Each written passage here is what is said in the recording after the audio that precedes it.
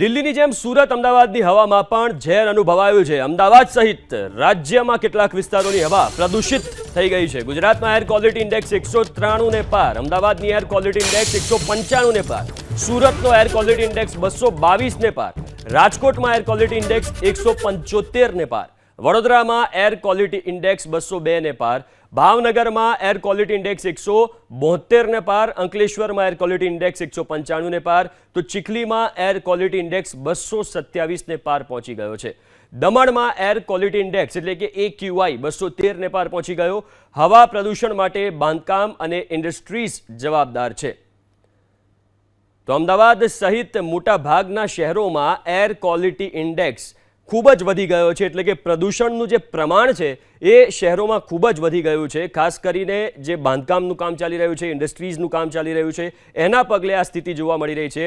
150 કરતાં વધારે જ્યારે AQI આવે ત્યારે સ્વાભાવિક રીતે સ્વાસ્થ્યને તકલીફ થતી હોય છે। ખાસ કરીને વૃદ્ધોને, બાળકોને, ગર્ભવતી મહિલાઓને આ સ્વાસ્થ્યમાં તકલીફ થતી હોય છે।